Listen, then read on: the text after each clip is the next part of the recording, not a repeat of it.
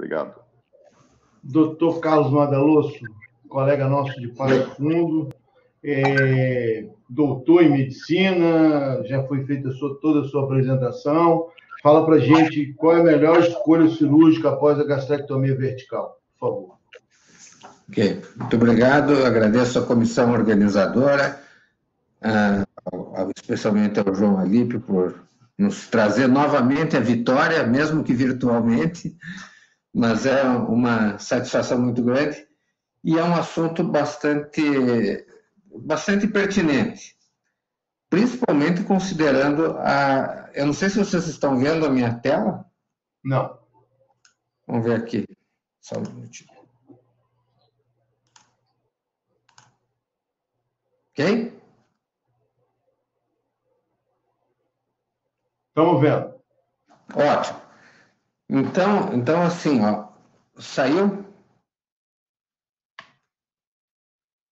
Vamos ver aqui.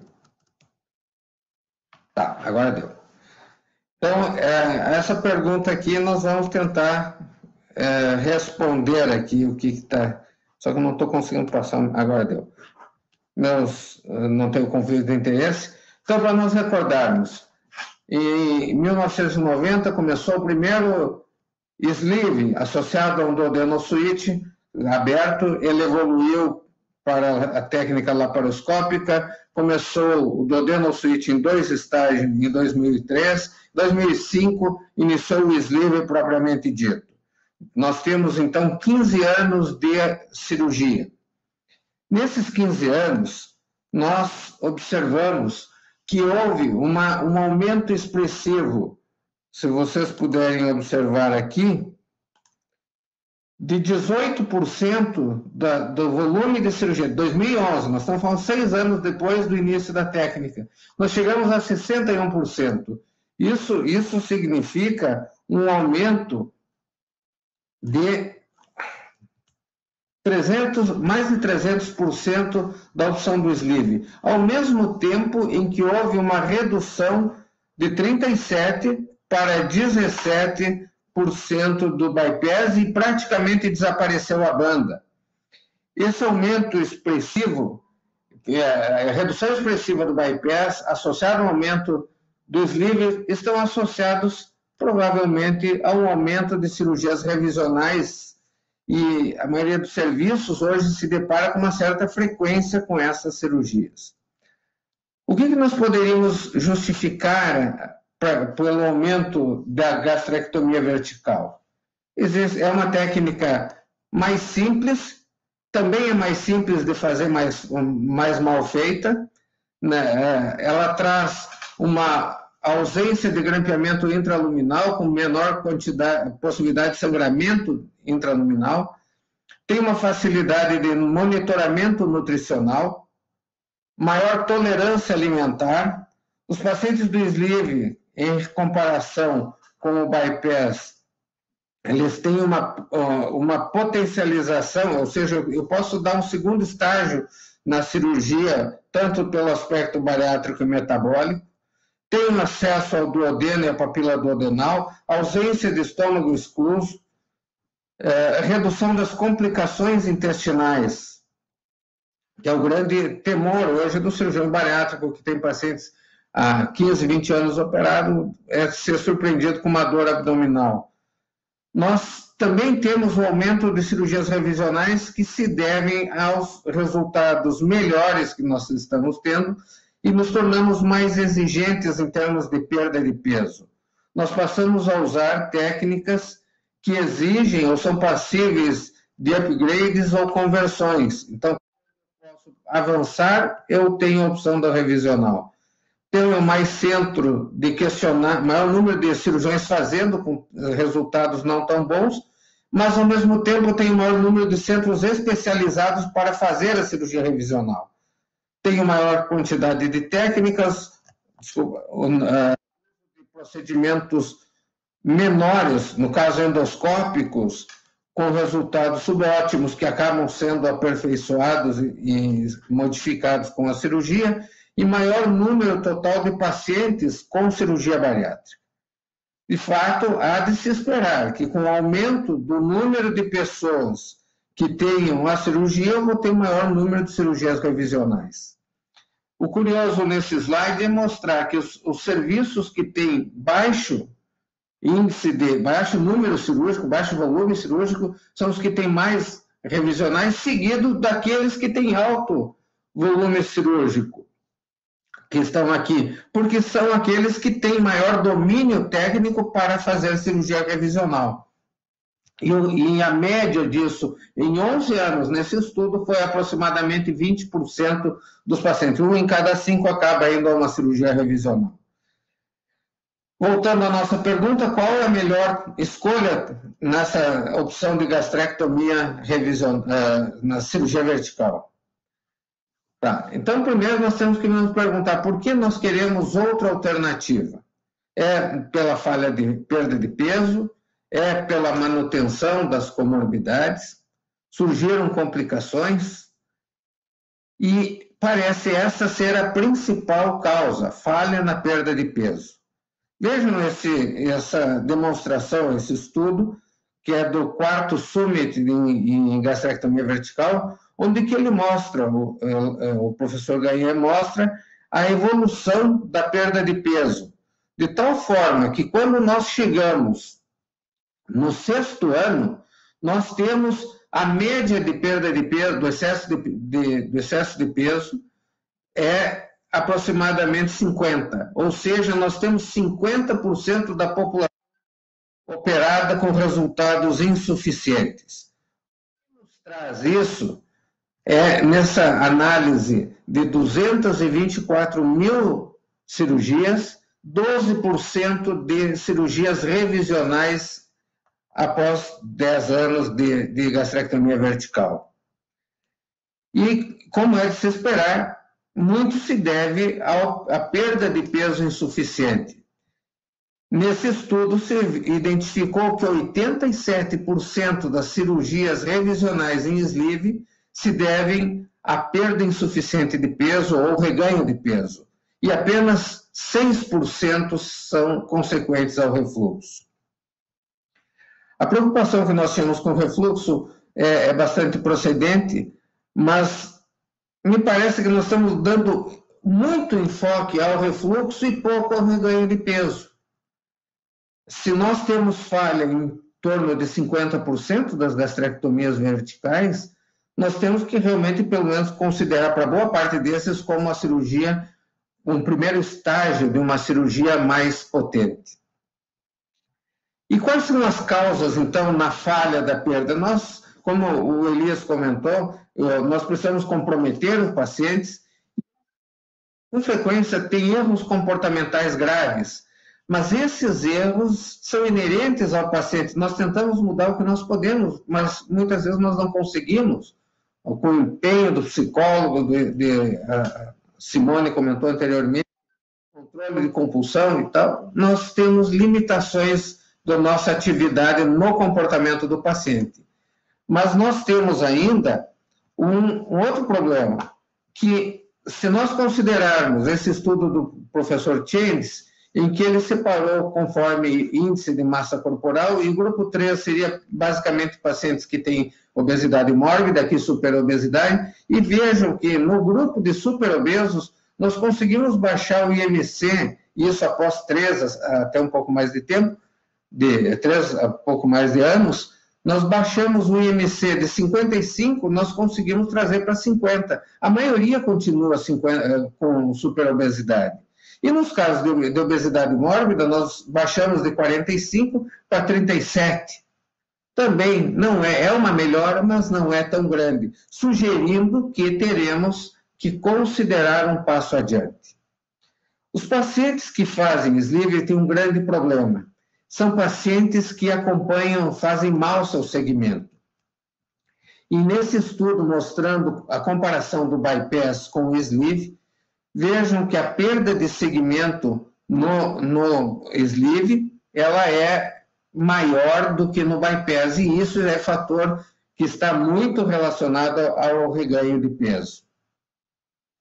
Também não podemos esquecer que os nossos cirurgiões que fazem sleeve, nem todos têm um preparo adequado. Alguns apenas fazem sleeve, que é o que conseguem fazer. e às vezes não saem bem feitos os sleeves, e isso necessita de uma cirurgia para corrigir essa técnica.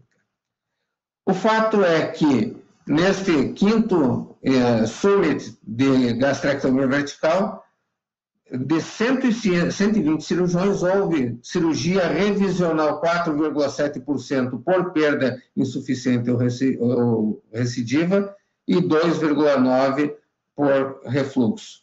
Mas observem que, nesses casos, cada um dos grupos variou de 0, nenhum paciente reoperado, até 50%, ou no caso por refluxo, até 60%, sugerindo talvez uma má indicação.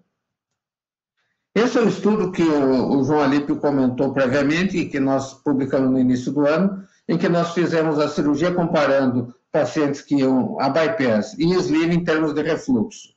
Como era de se esperar, a esofagite estava mais presente no pré-operatório nos pacientes que foram submetidos ao bypass e caiu para 15%, ou seja, mesmo, e nós estamos considerando aqui esofagite B ou mais, mesmo pacientes com bypass acabam desenvolvendo ou mantendo a sua doença do refluxo. Lembro que aqui todos os pacientes que tinham hérnia moderadas ou grande eram corrigidos. Nos sleeve, todos os pacientes que tinham hérnia eram corrigidos, mas não eram muitos, eram muito poucos, na verdade, e que nós passamos de 11% para 51%, e alguns que não tinham esofagite severa passou para esofagite C ou D. Mas, além disso, nós temos que considerar outros fatores que podem nos levar a buscar uma cirurgia revisional. O refluxo, nesse estudo lá da equipe do Schauer, mostrou uma resposta muito boa, a conversão de sleeve para bypass em 75% e razoável 54% na resolução e melhora do diabetes. Então, nós também temos esse foco, essa preocupação em melhorar a doença metabólica, que o sleeve não é uma técnica tão adequada, sobretudo em dislipidemia. Mas 93% das cirurgias serão para tratar refluxo e principalmente reganho ou perda insuficiente. Vejam nessa revisão sistemática, de 32 estudos que abordou mais de 6 mil pacientes, nós tivemos uma variação de reoperação de 2,5% até 33%. Nos pacientes que tinham follow-up superior a 10 anos, chegamos a 22%, similar ao estudo anterior que nós comentamos, 22% de reoperação. É 1 em 5, é muito paciente sendo reoperado. E as causas foram falha na perda de peso ou reganho, a doença do refluxo, a maioria está aqui, mas também tinha alguns com diabetes intratável ou complicações anatômicas do sleeve que necessitaram principalmente a conversão para bypass, a maioria foi para bypass. E, de fato, o bypass foi a técnica principal escolhida para a conversão do sleeve. A cirurgia revisional, ela tem um risco mais elevado. E aqui estão uma série, em 10 anos de follow-up, de complicações da cirurgia revisional, dependendo da técnica. Aqui nós temos, por exemplo, na banda gástrica, a colocação de uma banda em torno do sleeve. Não houve nenhuma fístula, nenhuma peritonite, nenhum sangramento, nenhum paciente foi para CTI, nenhum paciente foi a óbito. Nós tivemos fístulas em bypass gástrico, conversão para bypass gástrico, aqui em laranja.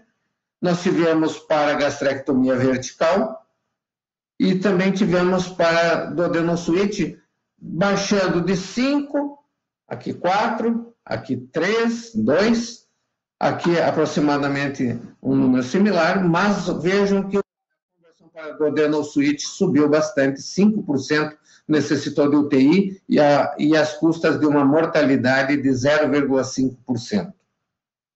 Essa cirurgia, que tem uma mortalidade, uma complexidade maior, também é a que traz melhor resultado. E aqui nós podemos ver que o número de unidades de IMC da conversão para duodenosuíte num outro estudo, foi muito superior às outras, conversão para o ômega loop, bypass e uma anastomose, bypass Y, a colocação do anel, perdeu 2 unidades de IMC, e o re-sleeve também um resultado muito baixo. Considerando as cirurgias, nós temos o sleeve e aqui estão as opções que nós temos. Nós podemos fazer o re-sleeve, ajustar o nosso paute dilatado, nossa manga gástrica dilatada. Nós podemos converter para o bypass, basta fazer uma secção e trazer uma alta ao estômago proximal. Nós podemos seccionar o duodeno e fazer essa anastomose fazendo um duodenal switch. Nós podemos seccionar e levar em alça essa anastomose e fazer um SAD. Nós podemos ainda, temos a opção de fazer sem a manutenção do estômago excluso aqui, mas um pequeno segmento de antro, fazer uma anastomose e um bypass acima do piloro, um mini gastric bypass. E recentemente tem uma técnica que está ganhando espaço, tem estudos até em andamento em New Jersey, que seria a utilização da bipartição intestinal, técnica de Santoro, que está começando a crescer também em nosso meio. Esses resultados, essas opções técnicas, buscam melhorar o refluxo ou excesso de peso. Quando nós olhamos o bypass, e aqui são resultados comparando o bypass com o sleeve, nós vemos que a perda de peso não é muito diferente do bypass para o sleeve. E se existe uma necessidade de 20% de cirurgia revisional em 10 anos no sleeve, também haveremos que considerar a cirurgia revisional no bypass, se nós acreditamos que a perda de peso é importante. E aqui está mostrando que, dos pacientes que são submetidos, nós teremos uma boa parte dos pacientes com IMC acima de 35 e muitos deles com comorbidades. E o que nós podemos fazer se eu tiver um bypass? Estreitar o tubo, colocar uma banda, fazer a distalização. Boa parte dos colegas que fazem essa cirurgia já também desfizeram a distalização, aumenta a chance de desnutrição. Encaramos a complexidade da reconstrução gástrica e conduzir um duodenal switch ou um SAD. Não sei se seria justificável fazer um mini gastric bypass ou reconstruir o sleeve e fazer uma bipartição. Então, nós ficamos com o bypass com resultado em termos de perda de peso não muito diferente, mas sem uma grande opção técnica e muito justificado pelo refluxo. Então, eu considero, essa é a minha sugestão, que tendo reganho de peso ou perda insuficiente, se o paciente tiver doença do refluxo negativo, não é um problema na vida dele, apesar de ter o reganho, nós temos que considerar, para aumentar a perda de peso, uma potencialização com o duodenal switch ou SAD. Se tem refluxo e tem uma anatomia inadequada, um sleeve está grande, o antro está largo, nós poderíamos considerar um re-sleeve, corrigir o hiato ou até, devido à menor morbidade, fazer uma gastroplastia endoscópica revisional do sleeve. Eu não vou melhorar o refluxo, mas eu tenderei a ter, com um procedimento menos invasivo, ter uma melhora da condição do peso. Ou a outra possibilidade ainda é fazer o bypass gástrico. Quando a anatomia está adequada e o paciente tem refluxo, é fazer a cirurgia do bypass gástrico. Quando não há reganho, mas existe um refluxo, nós deveremos considerar, mesmo não com a intenção de aumentar a perda de peso, mas controlar o refluxo, fazer o bypass gástrico. E quando nós não tivermos refluxo, ou o refluxo não for um problema significativo, mas nós tivermos ativação ou falta de resultado no diabetes, havendo condições adequadas, considerando peptídeo C, dados laboratoriais adequados, consideramos um bypass gástrico e mais recente, o mini gastric bypass, ou mesmo a bipartição do trânsito intestinal a ser comprovado. E aqui, se essas técnicas forem eficazes, não tendo refluxo, teremos que considerar, pelo menos reconsiderar a opção do bypass gástrico. Eu procurei trazer o assunto, espero ter contribuído. Muito obrigado pela oportunidade, agradeço a todos os colegas da mesa, uma satisfação estar com vocês.